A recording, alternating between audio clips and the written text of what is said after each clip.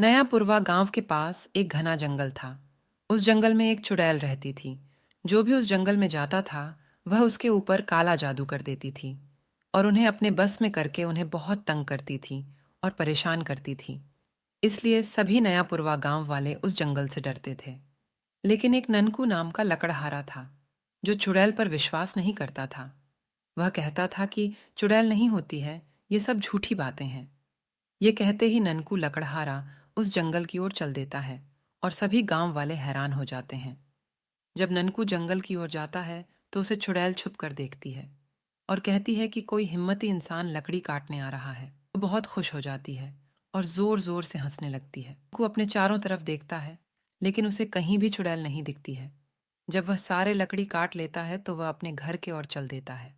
लेकिन चुड़ैल ने रास्ते में काला जादू कर देती है।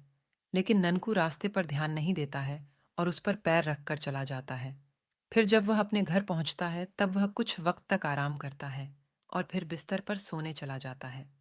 फिर जब आधी रात हो जाती है तो चुड़ैल उसके सपने में आकर उसे बहुत तंग करती है और उसे मारती और पीटती है।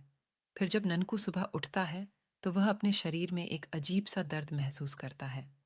तब ननकू को लगा कि शायद वह ज्यादा थका हुआ है, इसलिए उसके शरीर में दर्द हो रहा है।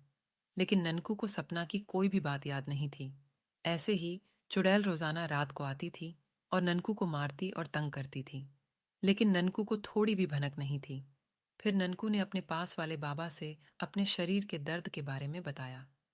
जब से मैं पास वाले जंगल से लकड़ी काटने जा रहा हूँ तब से दर्द हो रहा है। तब बाबा को चुड़ैल के बारे में थोड़ा सा शक हुआ कि शायद चुड़ैल ही ननकू को रोज रात को मारती है और तंग करती है। तब बाबा ने उसे एक जादुई नींबू दिया और कहा कि इसे रात में सोने से पहले अपने बिस्तर के नीचे रख लेना। अगर कोई बुरा सपना होगा तो वह समाप्त हो जाएगा और यदि कोई चुड़ैल होगी तो वह वहीं ही रुक जाएगी और यदि कोई दिक्कत होगी तो आवाज लगा देना।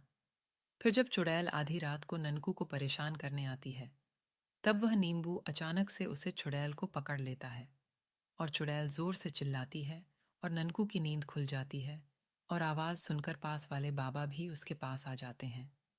फिर बाबा उसे चुड़ैल से ननकू को परेशान करने का कारण पूछते हैं। तब चुड़ैल अपनी सारी बात बताती है कि मैं उसे रात को अपने बस में करके उसे मारती पीटती और तंग करती हूँ। फिर बाबा पवित्र गंगा जल को चुड़ैल के ऊपर डाल देते हैं और चुड़ैल जलकर राख हो जाती है।